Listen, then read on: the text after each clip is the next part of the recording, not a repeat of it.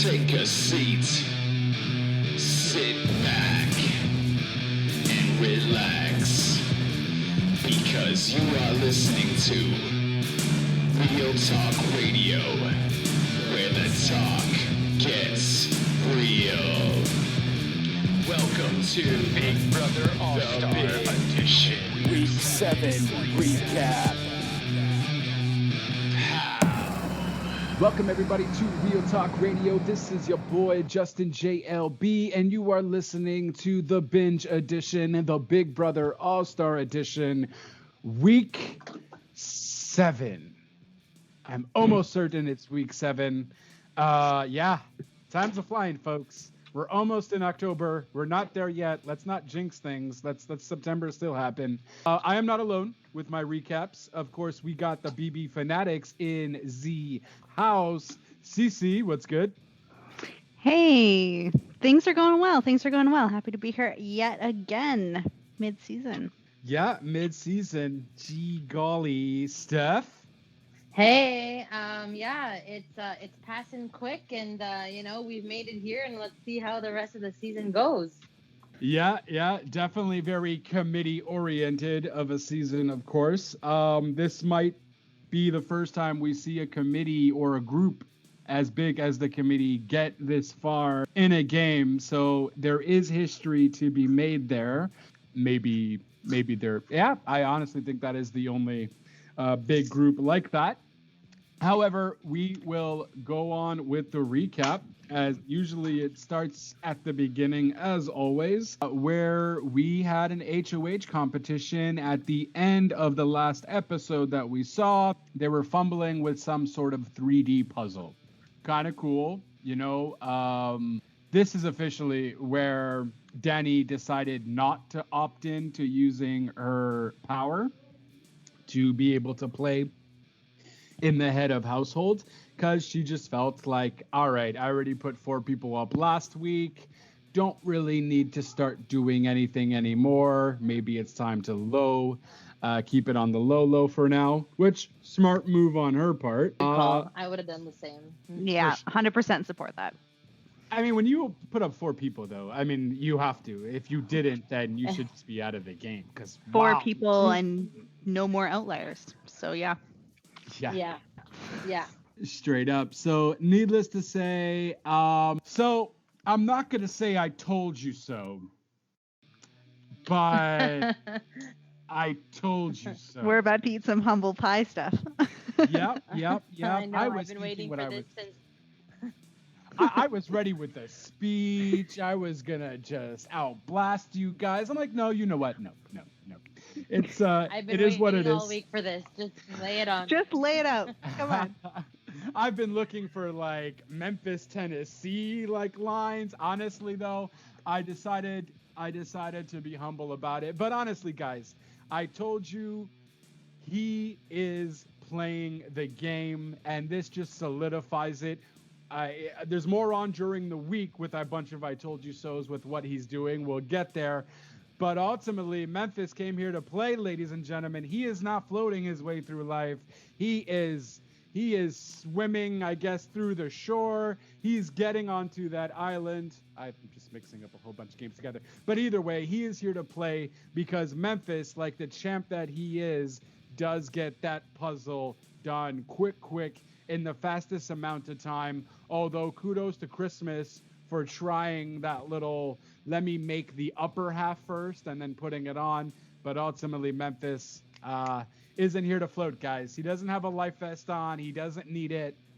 He's up and at him. He's the lifeguard on the beach looking at the floaters, ladies and gentlemen. That I agree. What's going on. I agree. Yeah, but, so we see Memphis winning, and ultimately, we also see a lot of David and Davon happening here. So David is trying to figure out, well, actually, Davon and Kevin are trying to figure out who was the one that flipped, right? Because ultimately they had a deal where it was going to be David, Davon, Nicole, and Kevin to vote for Ian to stay. And then Dani would have to Dani. break the tie. But ultimately, this did not happen. And for some reason, everybody thinks David done did it. David was the one that flipped on the votes. Davon blatantly asks him, did you flip? Did you flip? And David is kind of like calm and saying like, no, I did what I said I was going to do. And based off that reaction, I would have probably thought what Davon had thought. Like, bro, you're lying again. Like, what is with this blatant, cold-hearted, cold-face response kind of thing? Like, what are you hiding? Like, you have a bad poker face. Although he didn't, because he wasn't lying. So Yeah, so but this is where this is the same thing that happened last time too, right? Like he walked in and felt put on the spot, and it looked like he was lying when he wasn't. The last time that this happened, he's not good at this. No. Yeah, so this is where you let your emotions show a little bit. When things go wrong in the vote, when the vote goes wrong, you need to have some sort of reaction. Like when you're in David's position, you can't just be like, okay, we just move on. Like you just can't. Not when you're in such a tenuous relationship in the house. You have to be the first one to talk.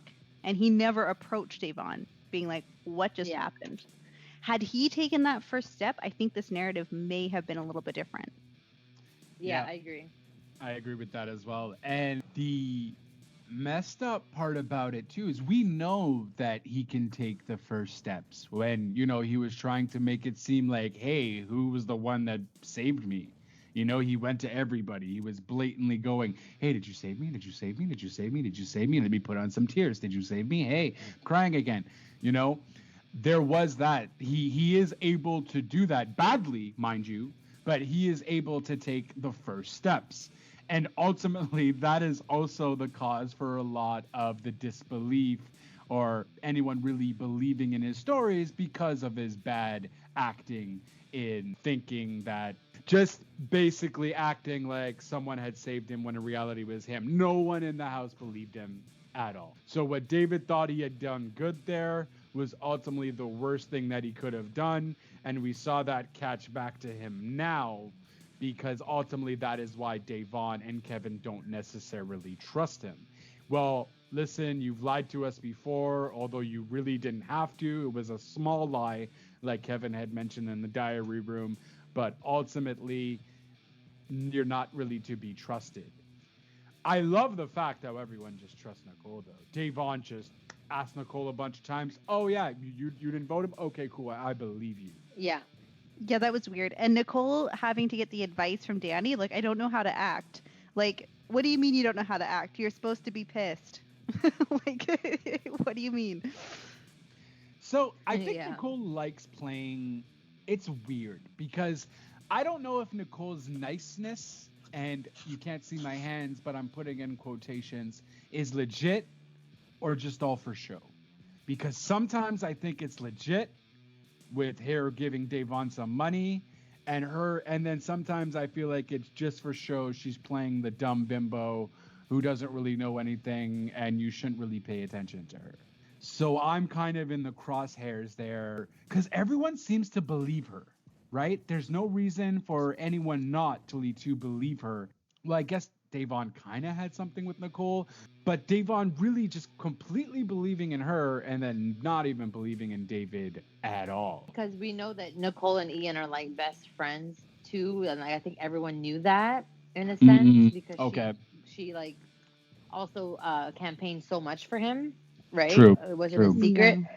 So I think that like even when she did vote Ian out, we saw in the diary room she really struggled with it, but she understood that ultimately for her game she had no choice. So yeah, she was easily believable. But hey, Dani and Nicole for the win again.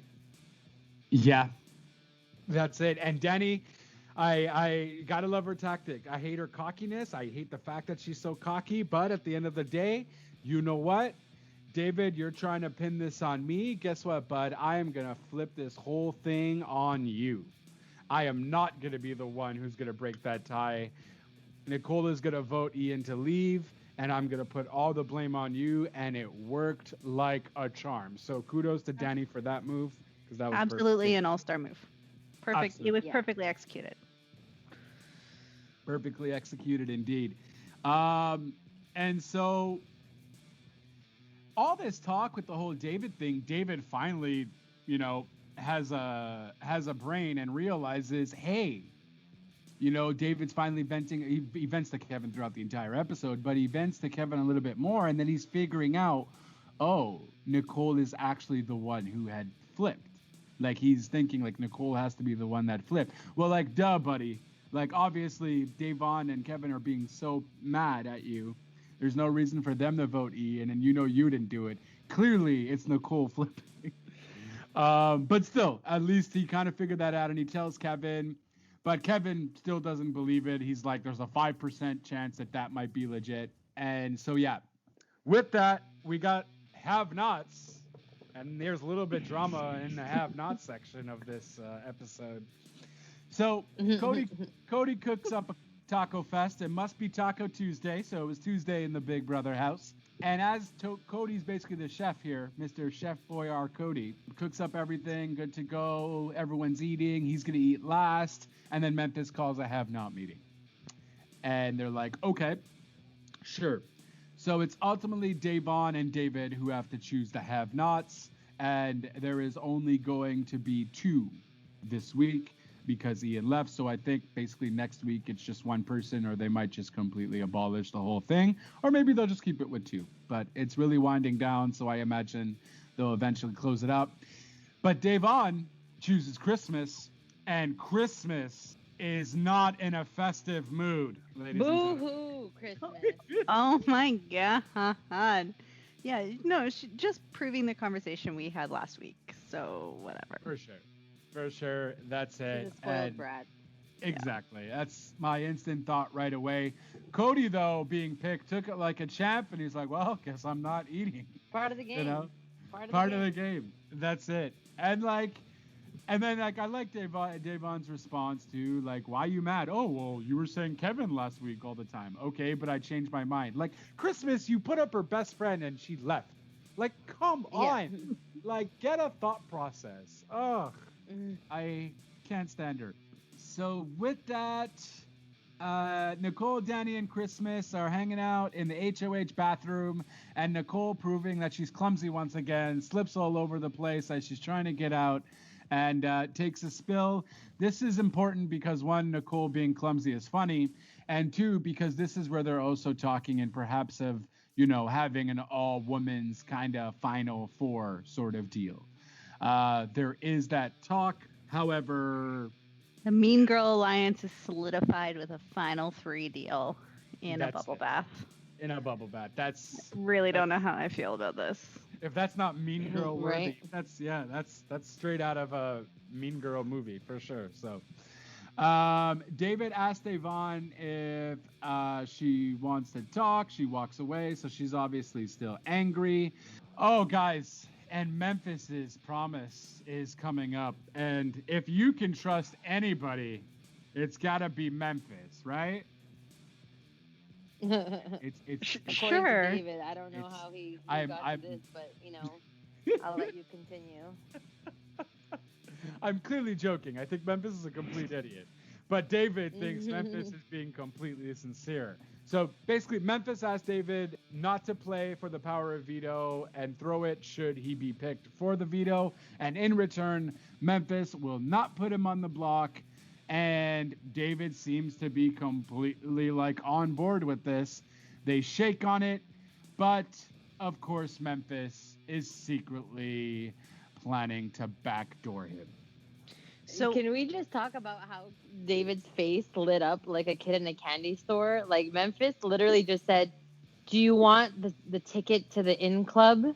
Like, literally, like kid in a candy store. He literally asked David, do you want the fast pass into the cool kids club? And David's eyes lit up and he said, yeah, deal. Like, no talking, no negotiation, nothing.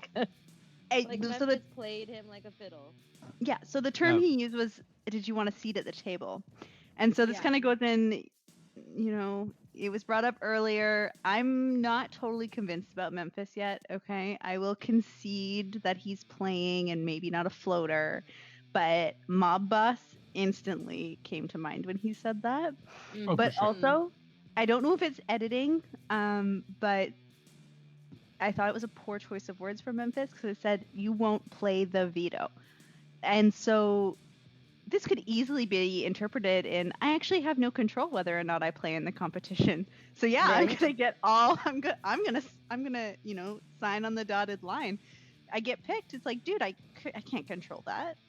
Yeah. Oh, no, you didn't. but You I didn't think want I me can to throw use it. the veto, but you need it, of course. But that's not what he said. He didn't tell Yeah, him to good throw the point, yeah. competition, and he didn't tell him to not use the veto. He just said to not play, which David has zero control over. Right. So I just was like, yeah, I would sign on the dotted line. Why not? There's literally no risk. You just play stupid after the fact. You're just going Yeah, out. David can't do that though. Yeah, David. Are you kidding me? He was so Fine. happy to be in the in club. Like, He give this had guy an a break. opportunity and didn't understand that he could capitalize on it. But Yeah. then we see how it plays out, obviously. That's it. So, in the nomination ceremony, Memphis reveals that he's putting up Davon and Kevin.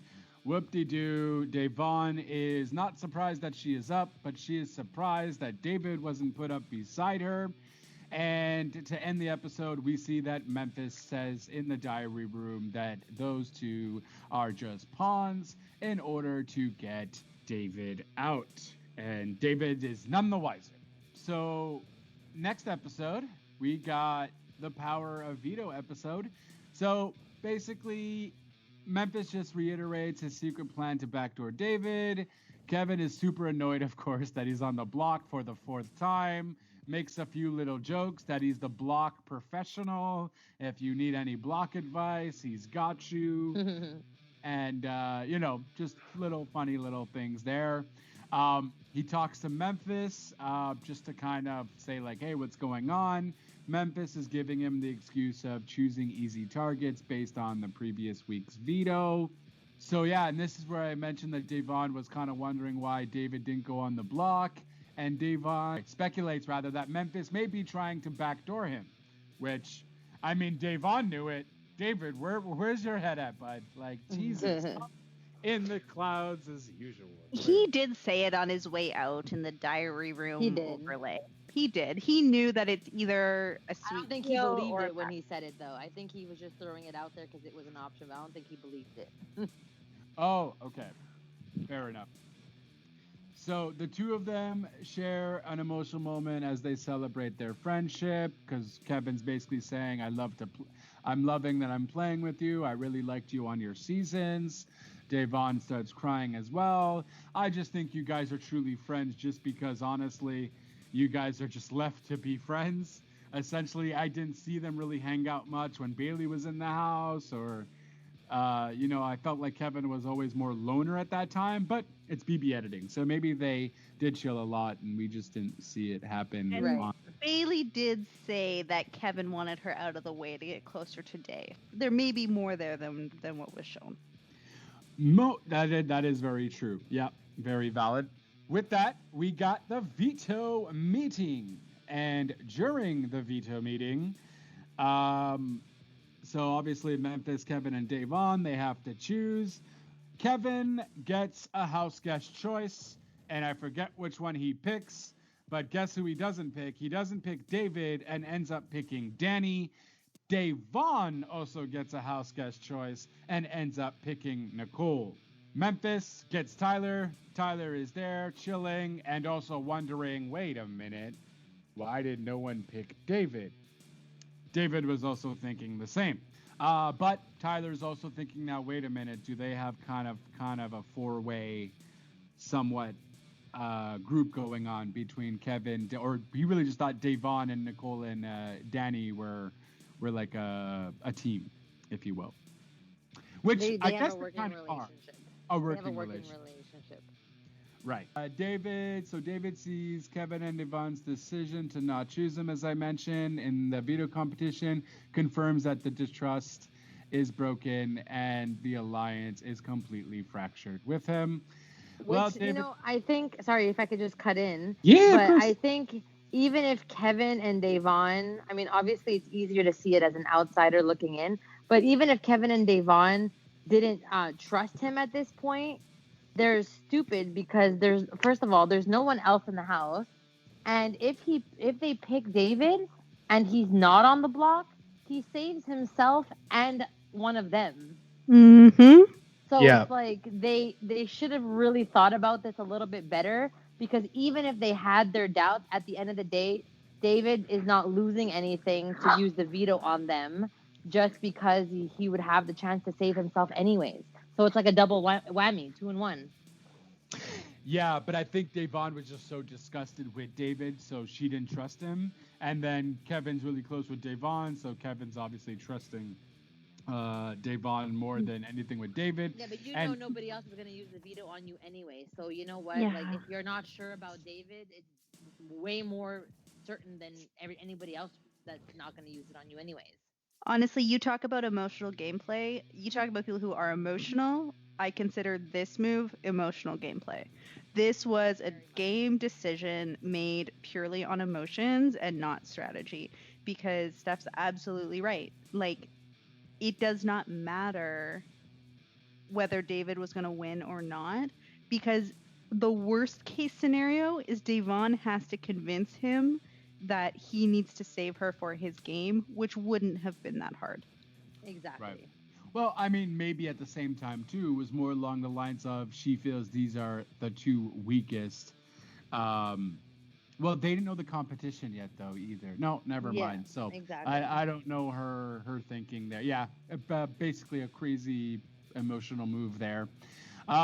Memphis, though, he's not floating, ladies and gentlemen. He gets Dani and Nicole and Tyler into a room and dictates to them that they should all throw the veto competition to allow him to play out his plan of backdooring David.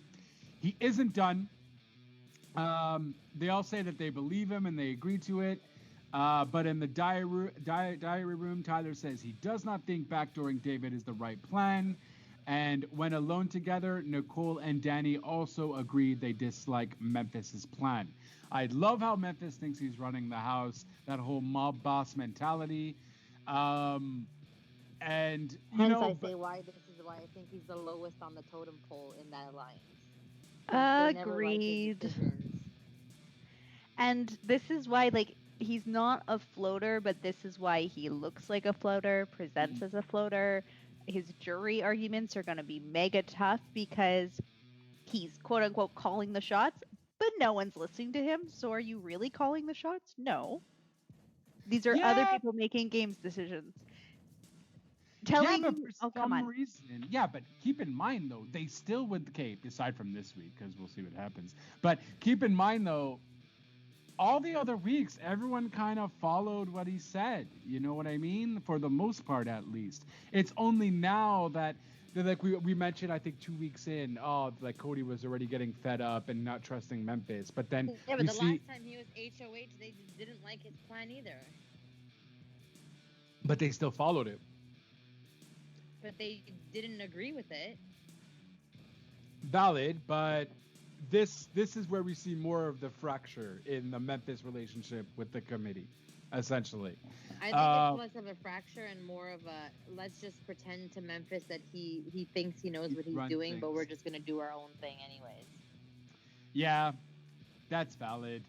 Yeah, so I guess you're right in the sense that he might be on the, because we'll see. I think it's coming up, but we'll see with when he discusses his other plans for alliances. So with that, so Memphis now also goes to tell Davon and Kevin his plan. Davon knows it's still essential that either she or Kevin win the veto, though, because no one else in the house can be trusted. So if you know this, Davon, why did you pick Dani or Nicole and not at least David? I get it. Emotions are running high, and you made that decision off emotion, and now you're clearly paying for it. And yeah. So Tyler and Memphis chat, and Tyler tries to understand why Memphis would want to target David, who is essentially playing on his own, whereas Davon and Kevin are clearly in an allyship. I like how they mention it's a allyship or a working relationship or whatever have you, a dynamite duo. Mm-hmm. Which kudos, I think Tyler See, the thing is, I think Tyler's the only one that actually starts standing up to Memphis, essentially. And I love how Yeah. Tyler does it. He does it in a really cool way. He just tries to get you to understand. He doesn't make fun of your Well, thought process. he speaks very logical, and Yeah. it's like when it took a while. It took a while, but eventually his logic is like undeniably like, oh yeah, maybe you're right, you know. So I think it was the right move. Tyler has his head in the right place. If you're, I mean, I'm not saying I'm rooting for him. I'm just saying in the position that he's in, that is the best case scenario. Yeah, absolutely. And Memphis is telling him, though, hey, David needs to go, though, and that's his primary goal for his HOH because David is coming after him. Like, where are you getting this, bro? Why is he coming after you? Because you put him up like week 1 or week 2? Yeah, Like, right. You think he's got a good reason? I think so. Tyler talks to Cody about Memphis's plan. Cody completely agrees that Memphis is going crazy on his decision, and it's not good for the committee, and they need to do best what's for the group. And he just says, Tyler, go for it. Gun that veto. Win that veto. Forget about what he says. And if you were wondering where the ZINGBOT was, it is on this episode. Okay, that's my ZINGBOT. Wow. I appreciate the effort. Thank you. I tried. So ZINGBOT arrives. Here.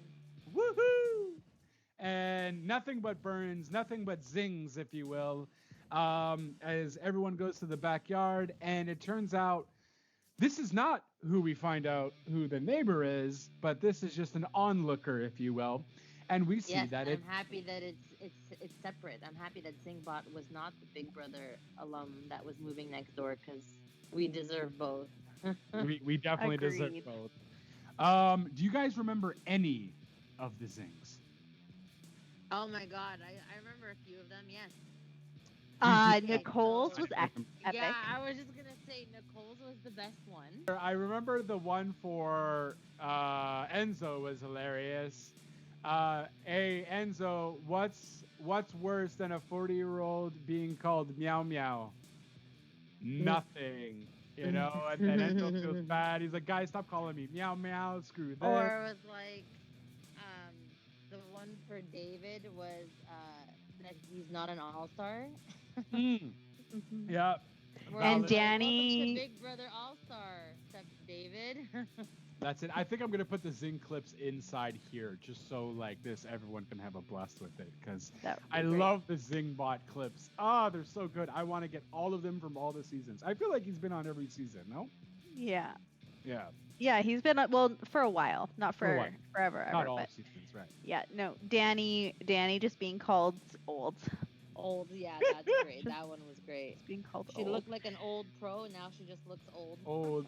Yeah, and Cody's IQ score Is 10. of 10. And he's like, "Is that good? Is that good? He's like, oh no, I'm the idiot of the season. Yeah, that might be No, you. I didn't realize he would be the idiot of the season. I thought that might have maybe went to Nicole. Well, pescatarian's a religion, didn't you know? Yeah. Oh, snap. So Nicole's zings was, here comes the bride. She loves to whine and cry. Every time I hear her voice, I want to bleep and die. The fact that he actually swore was hilarious, actually. Yeah, I think that's the first F-bomb ZINGBOT has ever done. And if it's at Nicole, it makes sense. Enzo should not be meow meow anymore. Cody's an idiot. David's not an all-star. Nicole And is a Nicole's whiner. annoying. And Dani's Memphis, old. Danny's old. What? Memphis? I forgot what Memphis. Memphis is always will be in second place. Oh no, he basically called him a giant number 2 though, which was hilarious. I'm like, no, he is a giant number 2, just in general as a person. So Yeah. I mean that's perfect. And what Davon was? Oh, I'm sorry. Christmas's was great.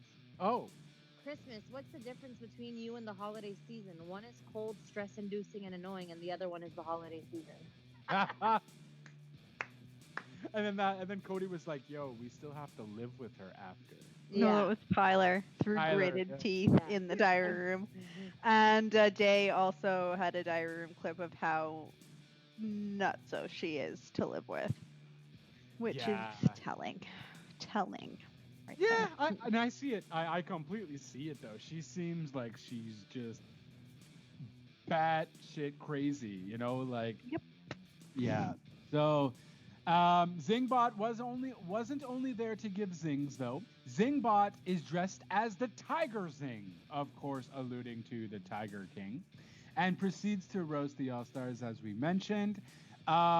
Then ZINGBOT tells the veto players to prepare to play in the ZING Botanical ZOO, where they need to help the Tiger Zing return his tigers to their correct cages in the sanctuary maze. The players who successfully returns them to their correct cages in the fastest time, of course, will win the power of veto.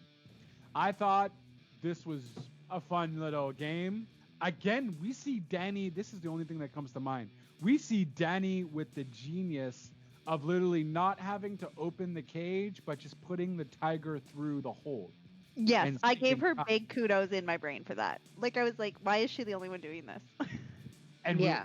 we saw Or her do like- the same thing with the microbrew, like putting Did we it not beside her. notice Nicole that put the tiger? She threw the tiger in and then I opened the felt door bad. and said, "Oh, I'm sorry." And I'm like, "Why are you wasting your time on that?" We also see some other strategies show up that I was impressed to see. Some creative thinking, swapping the tigers when you're in the wrong spot. Mm-hmm. I didn't even know you can do that. I was like, You no. only had don't to do hold one at a time. That was You the just- only rule. The only Mm. rule, you could only carry one at a time. I was like, that was genius. Both Memphis and Bring them Tyler with you. used that Yeah, strategy. bring them with Yeah. you instead of going back and forth. I feel like that's just a men's laziness thinking going into it, though. Like, oh, I don't want to have to go back. I'm just I gonna feel like I grab would it have and done get the the same other one. thing though. Yeah? So, Okay. Yeah, that I don't like to do things twice. That's just how my brain works. They Okay. say work harder, work smarter, not harder. Like, why redo the same steps? Like, no thanks. Yeah, Agreed. valid. Because everyone else was just more like, oh no, that's not the cage I'm looking for. That's the wrong Yeah. one. Let me go grab it. You just got to remember essentially where that one was. But again, Yeah. it should have been the last one that you went to, so hopefully it's still in your head. All this to say though, Memphis seems like he was about to win it because, well, first of all, Davon got the worst time. Davon, stop. Like, I don't know why you're so bad at competitions, especially when your life's on the line. Like, I get it, you're older and so on, but I don't know, you're just running in a maze. It's true because the only competition she won, she didn't even need it. Like, That's it. Like, I don't get. And then Kevin too. Like, Nicole beat you, and Nicole was like placing tigers gently in cages. How is this possible? What? So Memphis thinks he's won it because he beats almost everybody. Oh, but Tyler didn't throw it, ladies and gentlemen. Tyler ends up with a beautiful time of 2 minutes and 55 seconds, which gives him the golden power of veto. And Memphis is pissed. They have a little chit chat. Memphis is like, listen, you obviously didn't throw it. What's going on? I like this little bro talk. It was nice. It was, Yeah. They're just meeting of the minds, if you will. Like, hey, I don't want. I did think during this conversation, women could not have done this so, I guess, so amicably. No? Because it was like, Memphis was like, hey, you kind of went against me. What's going on here? And Tyler was like, yeah, I've considered that. I don't think it's the best. And then Memphis was like, yeah, actually, maybe you do have a point, but I still want to do it my way. But then, and I was like, women could not, it would have not happened No. this friendly. I mean, Two it might girls. depend. Like, maybe if it was a Nicole A, I could see maybe Nicole A doing it. Mhm. Talking. I just like, I Completely. was like, this is such a bro conversation where like men are able to have non-emotional conversations with each other and see each other's point of view. And I was like, this is such a bro conversation. Yeah, because I don't know. I feel like this is a conversation between the right people. I think that if you had two women that had similar dispositions to these two guys, yeah, you probably would. I think we just don't see women getting that far or being Yeah. successful in this game with those types of For sure. personalities. I think they're targeted really early in the game because they are so cool and calm. It kind of freaks people out. Well, the thing too is though with this conversation. So basically, the conversation though, Tyler's telling Memphis, "Hey, listen, I'm gonna do what I want to do." I kind of really honestly think though that these two are the worst subjects about it. He brings up the whole it's possibly Dani. He has a good point too though.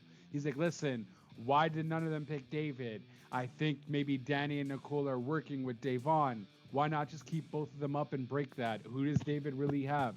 There was a lot of logical points. So That's Tyler all once Memphis needed again, to hear. I mean, when he Yeah. heard that people from his alliance were possibly working with other people, that's all he needed to change his mind. Mm-hmm. that's it, and he was just all on board. He's like, "Oh, okay," and then but in the diary room, he's like, "Yeah, so I'm gonna keep it the same." I'm like, Yeah. "Bro, you're not gonna keep anything. Tyler's gonna keep it the same. Tyler convinced you.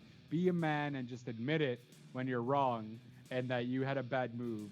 It's not you, Mr. Mob Boss. If you were a mob boss, you'd be part of the worst mob in the world and would be found in a week because you're not good at hiding things because you clearly tell everybody your plan. And telling people your plans is we're gonna get to more of that on, I believe, the next episode. But so basically all that, the veto meeting, Tyler gives both Kevin and Davon a chance to argue why they should use the veto on them. Kevin speaks to his hopefulness and Davon speaks straight up saying whatever plan has clearly already been in motion is going to stay in motion. So she sees no point in arguing. I should probably mention before this, Memphis had reassured them, like we mentioned, "Hey, don't worry, guys. You guys are pawns. We're going to get David up there." And then he also reassured them again after the veto. And he's like, "I don't know why Tyler obviously didn't throw it, but don't worry. I'm going to go talk to him now." Yeah. Like, Davon just didn't believe any of it from the get-go.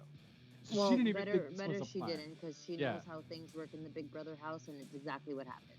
Mm-hmm. That's it. So that's that. Davon is, Davon is as expected. Just didn't believe it because things had changed in the Big Brother house, and David is none the wiser whether he was a target or not this week, because David is just there sitting pretty, not on the chopping block. So Tyler decides not to use the power of veto, keeping Kevin and Davon on the chopping block, and David, none the wiser, still thinking he was safe all along due to Memphis's plan. And so Kevin or Davon will be going home the following day. I guess Float is going to stay in this house. It's still a thing, ladies and gentlemen, since season 4 from when June won. That's right. I'm bringing June back in the conversation because I'm still mad and I'm never going to get over it. With that, we have the eviction episode. Christmas is now taking notice of Kevin and Davon's preferential treatment to Dani and Nicole. This was confirmed further when Davon didn't mention them in her veto speech, pointing out all of those who she thinks are targeting her. So I don't remember the speech in its verbatim when the power veto happened, but essentially she called everyone out aside from Dani and Nicole, like I just mentioned. So that raised a bunch of flags, and I don't know why she trusts. So this basically also makes sense with the whole David thing we were saying before. Why she didn't trust what David was saying, because she wholeheartedly trusts Nicole and Dani. And it's so weird. I mean, I know you love Ian and Ian's a great guy and but like, it's so weird how you would still put all your trust. Like, she doesn't know who's in the alliances at all still, technically. So it's mind-boggling for us, but if you don't know, you don't know, and you don't want to, there's a big alliance happening, but you don't know how big it in fact is, and clearly Davon didn't realize. Yeah, so Christmas definitely noticed that. Davon then talks to Kevin about her disappointment in her gameplay, pitting her ambition to get ahead in the game with being true to using her voice to stick up. She mentioned she'd get her last previous seasons. A lot of people had sent her letters saying that they admire her, and they she motivated them to do more and to fight for themselves and to speak up. And she wanted to be as inspirational to the viewers as she was before, but feels that this season she felt drained by the emotional aspects of the game. And perhaps it could be something to do with an all-star season. Davon did take a route, and I don't think she should feel bad about her game. If you guys want to speak up onto this, because Davon took the more quiet approach. You know what I mean? The more not floating approach, but more so like, I'm not going to make a big stink in the house. I'm kind of just going to ease back and watch. Okay, aside from the whole Christmas debacle that happened. I think she played really well in the sense that, like, circumstances aside, like not winning competitions and not having the luck of having the power on their side of the house, she did well for the most part. Obviously, if there was competitions that were won on their side, or if the same side of the house wasn't in power for this many consecutive weeks in a row, we probably could have seen a little bit more. But I just think ultimately, considering how it went, I think her worst game decision was not picking David for the veto this week.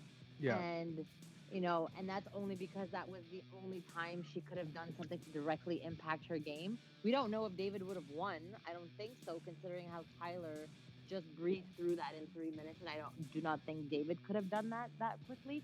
But still, you never know what kind of competition they would have gotten. So, in that unknown, that would have been the smartest thing that she could have done. So, like, if that's really the worst gameplay she's had all season, I think she's done pretty good given the circumstances. Yeah, I would agree with that. I don't think she has anything to be ashamed or embarrassed about. I think she was really struggling with her authenticity and how she was really censoring herself. And I understand why that could feel like, why it would have the impact on Day that she was speaking to. But I also think that it served her well. So it's tough to hear that it was so emotionally draining for her. It's really difficult to hear that she felt like she had to censor herself. But at the same time, this is a game of masks. I hear where she's coming from, but I don't think she has anything to be ashamed of. And I think that she still was that strong, powerful, independent voice that she always was. That's it. It was just in a different take. I certainly do feel that she played a good game. She chose the more quieter. Like, I don't feel anything bad about how she played. The only thing is, if I'm gonna criticize her game a little, it's perhaps maybe open your eyes a bit more to what is going on in the house, because she constantly had mentioned that she knows there's alliances, but she didn't really know anything. When you compare someone like Ian, where Ian kind of knew what was kind of going on. Now, granted, yes, Ian's a Big Brother player and was a winner and so on, but that's the only, she was losing the foresight, if you will, of what perhaps was going on. It's not easy to get, and it's hard, I imagine, when you're there. But having been someone that has played the game twice, I would have imagined you would have had a little bit more foresight in that regard. Granted, Nicole A, who I imagine would have had that foresight, completely didn't have any. This could be going to our conversation with it being an all-star season and everyone thinking they know each other. I don't mind how she played at all. Yes, winning competitions, but essentially it may be opening your eyes a little bit towards the overall game in general and not take things necessarily personal. I do get it's hard times and so on, but more focus on the game. I mean, unless you wanted to do what K-Star did and have, which she had those conversations too, though, I feel, like with K-Star and other people, which provided insight as well. Yeah, I think, like, when I think back to Davon's game style, though, I think part of the reason she kind of figured things out is because she would push buttons and she would stir some drama, and she got more of her information from the fallout of those events than the actual events themselves. So I think in her mind, she feels like that was the player, the one who stood her ground and was really vocal and pushed people's buttons and like didn't take any crap, right? And I think she's seeing that as the strength, where her game strength came from the fallout of that. And I don't think she necessarily realizes that because she wasn't playing that way, that's where those blinders are. And I'm wondering if that might be motivating this feeling where she's like, I can't succeed at this game because it doesn't work when I am myself, and it didn't work when I've got this mask on. So maybe, this just isn't a game for people who look like me. And that's a really tough place to be. Yeah, and but I don't know, because she had all this fight of let's do this, and then the breaking up of Dave with David, them always having tension there. Bailey but it leaving was a lot of just bad broke luck. her. The house, like we've never seen an alliance control the house for the first 7 weeks in Big Brother ever. Right. Ever. But as we see in this episode, Davon tells Dani she doesn't plan a campaign, especially to Cody, Tyler, and Enzo. She says she may speak to Christmas and she may see if David will have her back, just like David had her, just like she had David's on week 2. But otherwise, she accepts her fate to leave the house. You don't just give up like that either, though. Like, fight. Like, I know you're drained and whatever, but you're still there. You're going to be trapped in the jury house. You're not going home.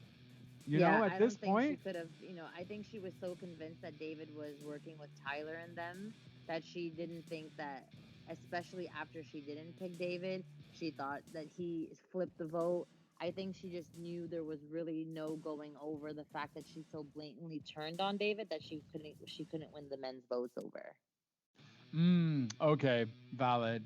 I just thought she gave up though. Like, you still fight, man. No, like, I think she logically weighed her options and concluded, I don't think there's anything I can do because I so blatantly turned my back on David in front of everybody to see. Yeah, true. So Kevin fights a little. Kevin tells Memphis he thinks Dani and Nicole support Davon. Memphis agrees, but says ultimately Davon's pointed speech will likely mean the House is unanimous in ousting her. So that's where we're seeing that. So Davon, I guess, was feeling that, and that's why she's kind of given up. Kevin does tell Davon he's been thinking that it might be Nicole who flipped the vote after all. Davon, though, still is adamant and doesn't believe that she did, but decides to ask Nicole one last time. Once again, Nicole claims, obviously, she voted to keep Ian, but in the diary room, she admits this lie is taking an absolute toll on her, and she wants to find a way to kind of tell her.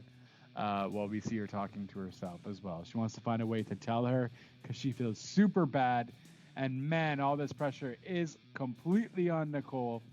And yeah, I mean, I get it. I mean, having to lie constantly, but ultimately you got to do what's best for your group. You know, take backsies. Yeah. So Mob Boss Memphis, MBM, Mob Boss Memphis, is back at it as he talks to Enzo about creating a Final 2 alliance protected by 2 different Final 3 alliances with 2 separate people while using the same nickname. Enzo's like, you know what? I have nothing else to lose. Yeah, sure. Let's go for it. Obviously, Memphis doesn't know that Enzo's Cody's ride or die. I still said that wrong. Enzo and Cody are Final 2. Or that they have a trio, including Tyler. So, Memphis thinking he knows everything when, yes, he knows nothing. Maybe Memphis doesn't like David so much because they kind of have the same game. They're just out of the loop. Except Memphis has had the numbers and the like massive army to Yeah, protect him from everything. that's Like it. we That's the said, only it's distinction. literally the best and only gameplay move that he's done all season. I think is make that alliance. That's like Well, the it only tec- thing he could say he did right.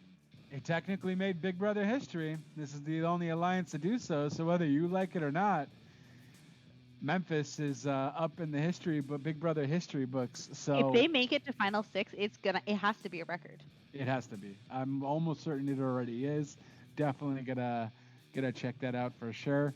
So Memphis also pitches the same thing to Cody, first suggesting they call their final three the Wise Guys, which, genius name. Hence the mob boss comment from earlier.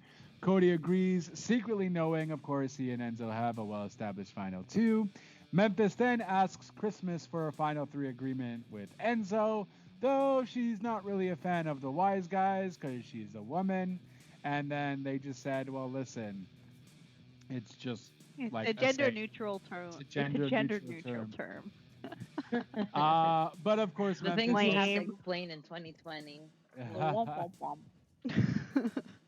That's it. Well, Memphis, whatever. Christmas just being ditzy there, I guess. But, just accept it. Like, oh, but I'm a woman. Like, yeah, no kidding. Really? I didn't realize, Christmas, you were a woman this whole time? Didn't know. Memphis, of course, doesn't know Christmas has a final two with Tyler, like we mentioned. So Dani talks to Christmas about targeting Kevin, and now Christmas is kind of realizing, Dani considers Davon an ally. So Christmas goes to Memphis about her suspicions and plans to get David to target Dani and Nicole so she and the rest of the committee don't have to. Genius, smart. Honestly, this is the best gameplay we have ever and probably will ever see from Christmas. Oh man, I feel like she's done something better than this because David is just so gullible. So she pulls David aside, states that she knows he didn't vote against Ian and Nicole was the one that in fact did. She fans the flames just a little bit to target Dani and Nicole in the next few weeks if he were to win HOH. David, of course, takes the bait. Christmas is just reeling him in, happy to focus his frustrations on those two, and he and Christmas do a pinky swear on their newfound trust. But this guy just gets like strung along every week by like new people. It seems like he's desperate for like an alliance. Because he'll just align with anybody who like reaches out to him at this point and like not realizing that he's being used. And I mean, like their only play at this point is to try and throw him the HOH because like none of them can win it now. Yeah, that's it. And I mean, and if they do, it's going to be David and Kevin that goes up to keep their alliance, kind of safe. But they're all going to be thinking about how to turn on each other already. It's like it's already been started. Exactly. So, but genius move on Christmas and Memphis's part. Get David or Kevin to do their dirty work, or I guess Davon. We don't know who got evicted yet. At the live vote and eviction, we are getting to what happened. So Julie Chen basically asked Kevin and Davon to make their final statements to the house guests. Davon speaks to her desire to be the first African-American woman to win the game and reminds the house guests how important jury management is. Kevin mentions representation and diversity training. And call out the higher-ups. And call out the higher-ups and ask the house guests to do what is best for their games also while voting. And it's just very telling, though, how you somewhat have two minorities on the block while they're preaching this. And it's just kind of like, something does kind of need to be done. This is unfair. They didn't really allude to this part being unfair, but like there should be more establishment of our culture and more recognition of, Definitely. gender neutral and so on. So I thought that was nice on both parts. Julie was all for it. She wanted to chime in anywhere that she could, as they should. And it's really dope to see really Julie on board for this and CBS really on board for it. Some are still complaining, oh, it's too late. Listen, never late. Never late is better. Damn it. Either way, they're still doing something. At the end of the day, at least they, I'm trying to figure out that quote. But Better either late than way, never? better late than never. Jesus. There we go. Better late than never. Ultimately, so kudos to them for that. Ultimately, though, Davon is evicted from the Big Brother house 5-2. And Nicole and Dani were the ones who had kept her safe. Which is also another indication that obviously they had a close relationship. I'm surprised I can't Dani and Nicole divulged that, knowing that Davon was going home. But maybe they didn't know Davon was going home. But I was surprised that they would actually, at this point, knowing that their alliance is still very much in power and in the house, that they would reveal that, that everyone's going to know it was them. Yeah. I can't wait to see the fallout. The I drama feel like nerd they in me is already really know. excited for the fallout. I feel like they already know, though. I feel like they already know they're going to be targeted. They're the two besties, and so on and so forth. Dani, being as cocky as she is, probably thinks that she's still puppeting everybody. So I feel like it's just more along the lines of either, listen, no one's really looking at us. They know we're together, but no one necessarily cares. There's other strong people in the house. The whole talk with the final three with Christmas and keeping women in the game. So a lot of confidence there for sure. And in her interview with Davon, Julie asked Davon why she thinks the majority of the house wanted to keep Kevin. And she responds that Kevin is more easily manipulated. Yep, I would agree with that.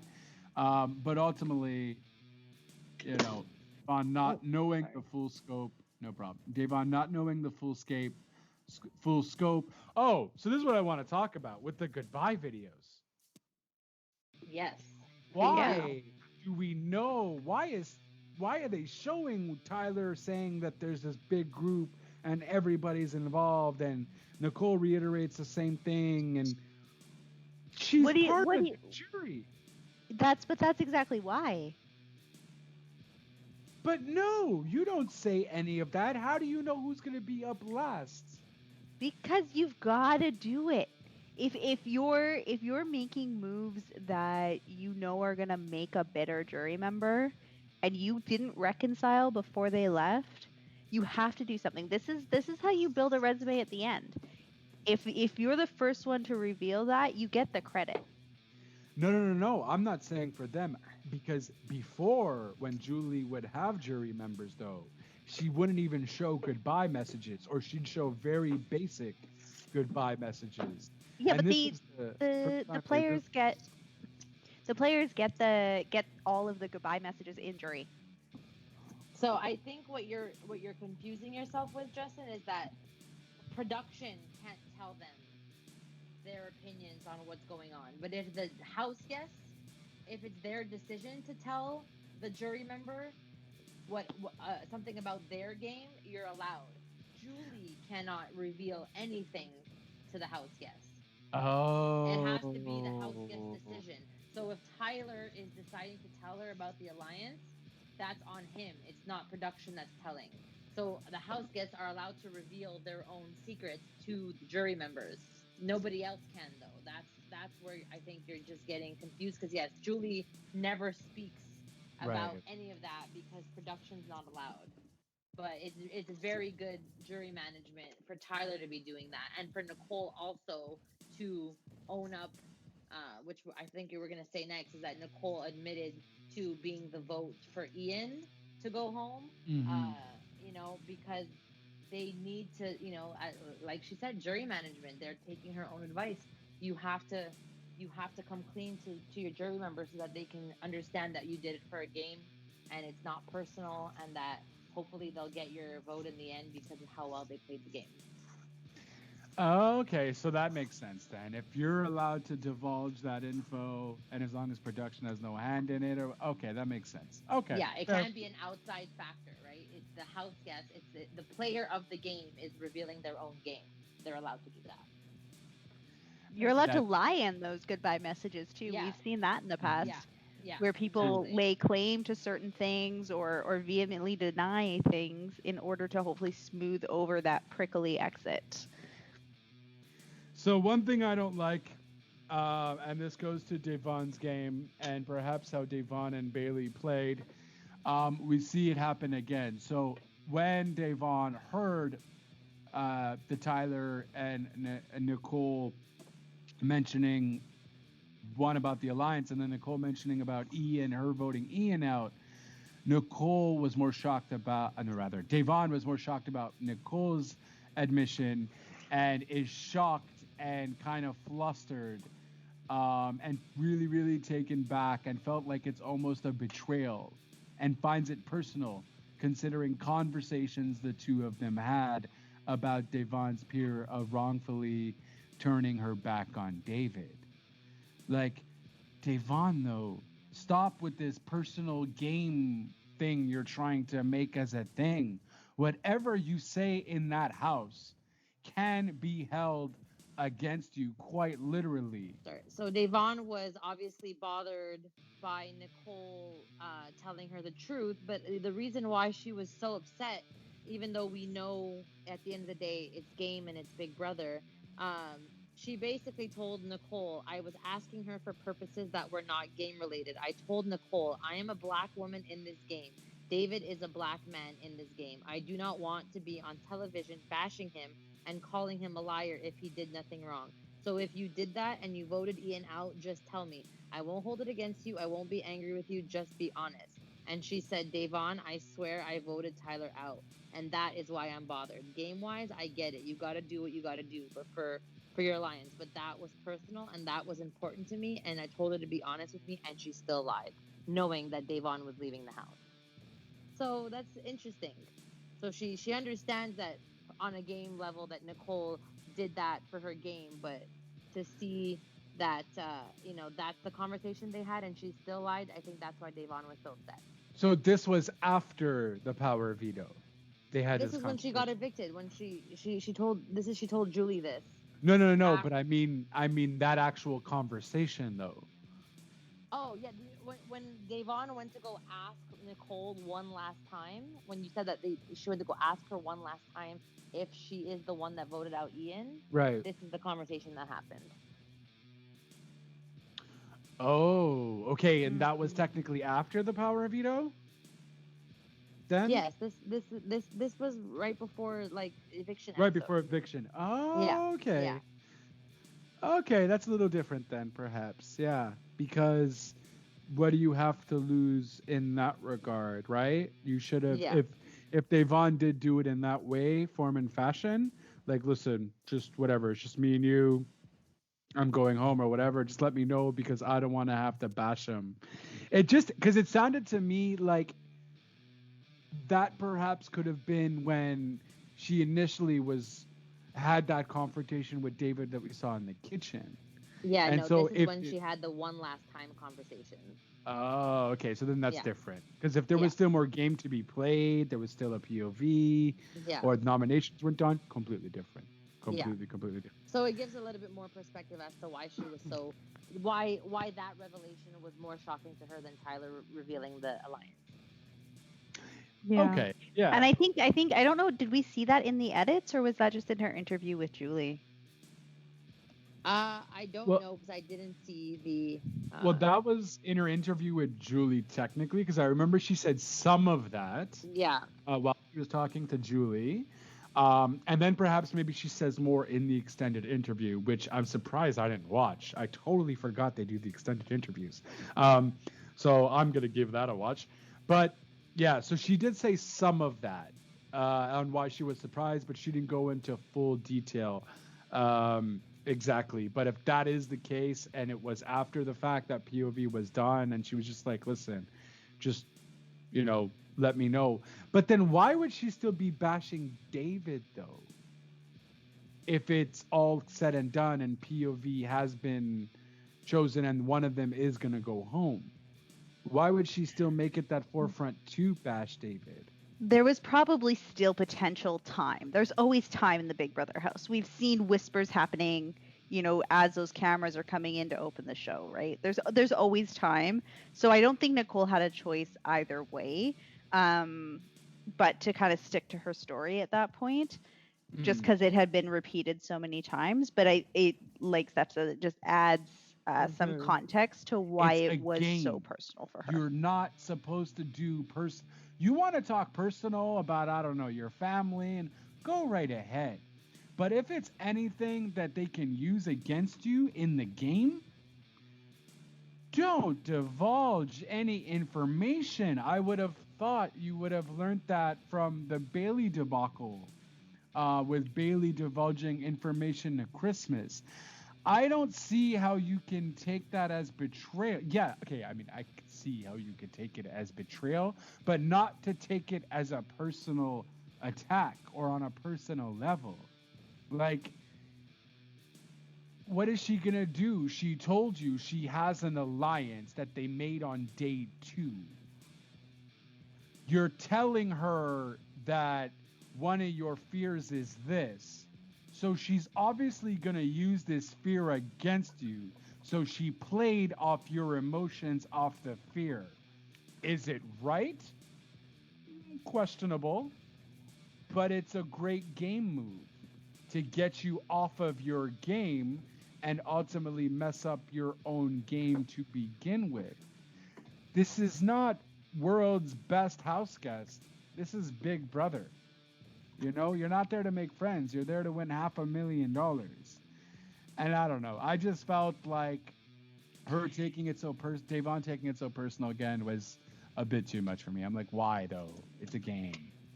Well, Davon, you're right. I'm not going to disagree with you on a lot of those points.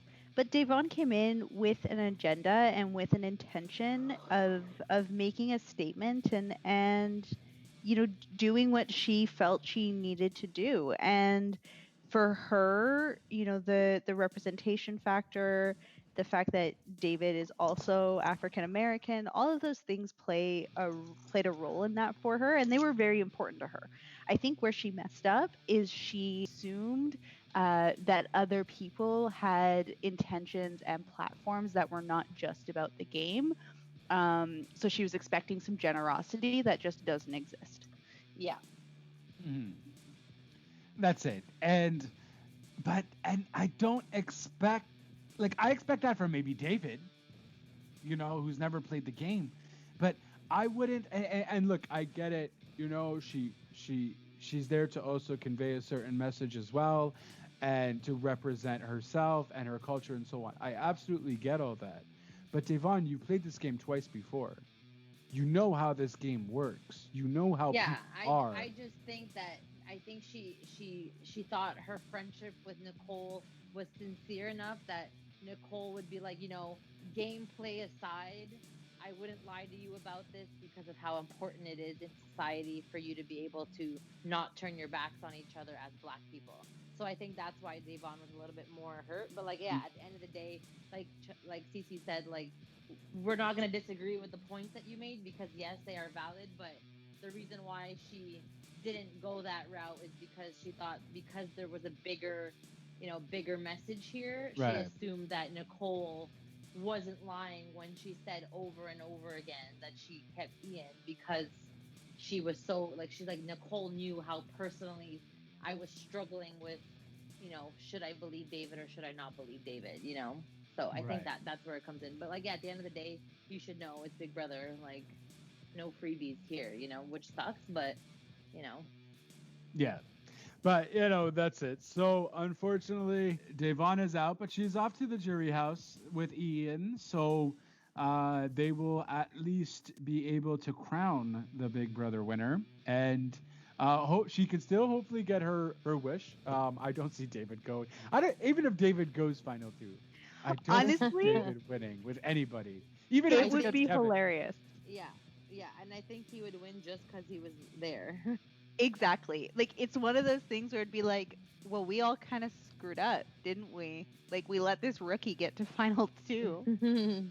Yeah, I feel like Memphis would even give his vote if they Yeah. were final 2. He'd be like, "Wow, okay, you know what? You didn't do anything, but I Yeah. mean, Well, he had to good effort." fight without fighting the whole season. Like, if he actually gets into that chair, you kind of have to be like, this is a completely different game style. Horseshoe. At Yeah. the butt. Even June played better. David. Again All right, with I'm your June. Okay, Yeah, let's get my to bad. our neighbor. So we have a special neighbor. And I originally thought it was going to be Dan, but it is someone far greater, far more greater. fantastic, and far more Charismatic, infamous. charismatic, infamous. There you go. But well, I Yeah. was trying to figure out their name. Either way, their group name. But either way, it is, and he is a guy we all need right now during these COVID times. It is none other than Dr. Will Kirby. And the house goes berserk. And wow, does Will look older? Which makes complete sense after like what, 12, 13 years from his last time he was there. So pretty dope though. He is there and he will be visiting them again throughout the rest of the season, it seems. But with that, Oh, I just realized that you said cool because you were trying to find out the name of their alliance, which was Yeah. Chilltown. chill, damn it. All right. I was going to say he's a very chill guy. Yeah, that's cool. And then I'm like, no, there's nothing with cool. Chill town. There we go.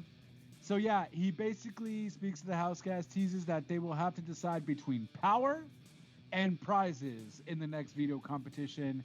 And that, as their new neighbor, they will definitely be seeing more of him. So that's always awesome. Always down to see Dr. Will. Great, fantastic, ultimate, one of the best, if not the best player. But obviously Eric and Dan are also up there too.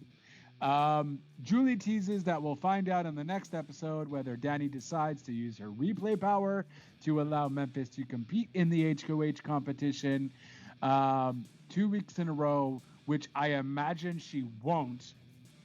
I don't see why she would, because there's no point in Memphis playing, for her game at least, as well as, of course, the outcome of the next HOH competition, which we didn't see anything of.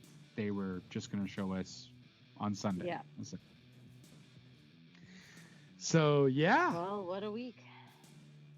What a week indeed. And what's going to happen next week? Well, yeah, the battle lines are going to be drawn. So, of course, Memphis thinks he has all these... You know, if Dani was smart, she would let Memphis replay because it's one more chance for someone else to win the power. And she obviously she doesn't know that Memphis and Christmas have been secretly targeting her and Nicole now. But you know, Dani, if she was thinking straight, would be like, okay, maybe he could win it because then I don't have to get more blood on my hands. But we'll see what she does with it because we don't know how much she knows now about if they're turning on her or not, right? So. But who else do they have to vote out? Essentially, They have David Kevin. and Kevin. That's all that's left. Right. Before I didn't they even start remember turning on David. each other. We talk so much trash about David that I completely forgot. Yes, David and Kevin. Okay, so she might think it's still another freebie week, Yeah, but which it could be. I mean, the committee's been doing that. did I miss something? And we already talked about the fact that there's a triple eviction. Oh, And snap! the No, committee member is going to a committee member is Right. going to go home next week. perhaps, or So three. who's the first Perhaps. casualty? Okay, That's it. So let's reintroduce that Yeah. topic. So either way, I'm gonna still put that in because it's funny because we both did forget. So I think that's hilarious.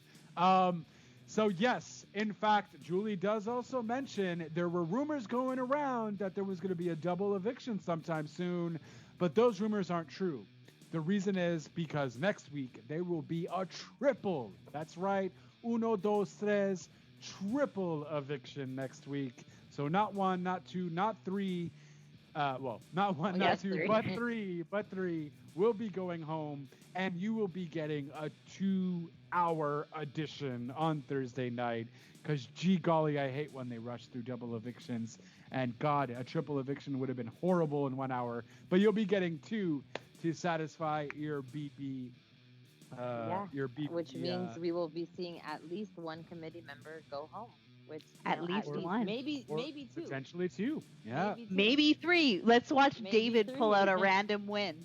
Best case scenario. I'm we'll gonna see. say it every week. But, I think we've been patiently waiting for some extra accelerated drama, because when they have too much time to think, things don't happen. So now they have to make spur of the moment decisions, and this is the best time to watch Big Brother, when it's just go, go, go. That's it. So same thing with Dani's week, right? When she had to make spur of the moment, Davon forced her to have to put someone else up and made things a little bit more interesting. So this should be a fun time. But she didn't tell the house guest this, did she? No. No. They never right. totally know. That would They make don't sense, tell yeah. them until they get to Thursday. Right, that wouldn't make any sense. Hopefully, so during this episode at one point as well, there was a Big Brother Yeller, Wall Yeller again, who basically mentioned that Nicole was the one that voted Ian out. And the feeds cut out, everyone was brought back in. We don't know who was outside. Well, we know Enzo was outside, but we don't know who else was outside, because we hear Enzo saying there was someone on the megaphone in one of the feeds. So Big Brother Yellers are still there. They're still doing their thing. I like the entertainment. I get what you're doing, but just don't ruin the game aspect. Yell stupid stuff. Yell personal stuff. Yell, I don't know. Like, make it stuff that they can actually use, perhaps. You know, like, I don't know, give them news of what's going on in the world, or like whatever have you. I get it. You just want to stir stuff, and how long can you really start yelling on a megaphone? But yeah, so a Big Brother Yeller is still yelling their way through life. And triple eviction. It can go a lot of ways. That's 2 HOH competitions in one night. That's crazy. 3. Yeah. Well, we'll get 3 in a cannot week, but yeah. Damn. Yeah. So essentially, it really doesn't necessarily matter who this HOH. Well, it does, I guess, for the nominations, but essentially everyone's game is just going to go out the window. And Memphis is the one that's going to be most screwed by this, because his crazy alliance makings. Well, I guess they could still go far, because doesn't have time to hold court and give instructions like a mob boss. So I don't know. The only advantage that he has going into this triple eviction is that he never consults anybody on his decisions. Yeah, So- which kind of somewhat didn't do this week anyways, with the whole wanting David out, and no one knew what was going on, which led to everyone kind of flipping out on him. It's weird. He doesn't tell what he wants to do, or he just tells everybody what he wants to do and just kind of thinks everybody's with him. So I don't know. Very mob boss mentality, like, bro, you're not running things. Dani, you're not running things. I love how you both think you are, but you're not. And what a week. Unfortunately, Davon had to go home or to the jury house.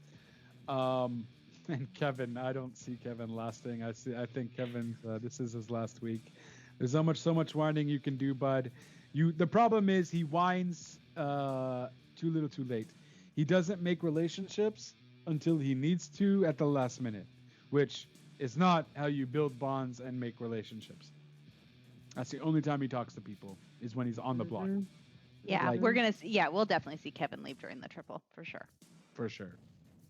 So with all that said, any final thoughts? Excited for next week. Yeah, next week should be a good time. This means we still have Tuesday though, right? Wednesday, right? So we're just gonna get a 2-hour Thursday, regular Sunday, and a regular Wednesday, but a 2-hour Thursday. That is correct. Sweet, my big brother juices are flowing. Perfect. And hopefully randomly more ZINGBOT because I just like the ZINGBOT all the time. I'm seriously gonna make a compilation. I'm gonna make a compilation of all the ZINGBOTs. That's gonna be a good time. And I'll definitely put the clips here because why not? ZINGBOT is awesome, and I'm excited for next week. And I'm excited to see who's gonna win HOH, and it's gonna be a good time. So that's it. That is a wrap on this episode for week 7. Week 8 is gonna be a tough one for a lot of people. And David, let's win something, bud, because you're so random. I want to see you do something. CiCi, what would you like to be promoting this evening? Yes, this week I would like to plug hashtag Every Child Matters. The Orange Shirt Day is September 30th. It's an awareness campaign for our Indigenous and Aboriginal peoples here in Canada in recognition and acknowledgement of our residential school system that really wreaked havoc and oppression and ultimate destruction of a lot of the cultures and communities in our country. Oh, wow. I didn't even know that. Hashtag Every child matters. September That's 30th. great. That's awesome. Did not even know that. So kudos to you, CiCi. Thank you for informing us of that. You're welcome. Perfecto. Steph? Yeah, I mean the usual, the cake page is always having new content. So give us a follow on Instagram at Stephanie's Bakery 514. Whoop, whoop. Perfect. That's it. More posts, more cakes. If you need a sugar rush, you need your sugar fill, give them a call if you're in the Montreal area. And, that's it. They customize cakes and have cupcakes and anything with sugar and icing, I bet they can make. So if you ever request, give them a shout. And yeah, anything. Anniversary. Well, there's not really much going on in terms of crazy events. It's actually getting worse during COVID times. But if you have a small little gathering, perhaps of 5-6 people, get yourself a little cake to get your sugar rush going. Can't do much else, so might as well spend some money on some good cake. Because who doesn't like cake? Damn it! Give me what I want. Some cake. Perfecto. And of course, you can follow me at JLB420. Real Talk Radio is the brand at Real Talk Radio 8. That, of course, is on the Twitter at Real Talk Radio Online. Real Talk Radio Online is on the gram. Anchor.fm/RTR. A website that will probably never be updated is realtalkradio.online. And that is it. You can find me all over the place on all the streams, the Apples, the Spotifys, the iHearts, the whatever have you, the all of them, the Stitchers. And that's pretty much it. So thank you for joining us for week 7. We are definitely going to have a load to talk about on week 8 because it is triple eviction and it should be a hellacious week for all of the house guests. Until next time, ciao for now. Bye. Now you guys be silent. Jesus. Bye.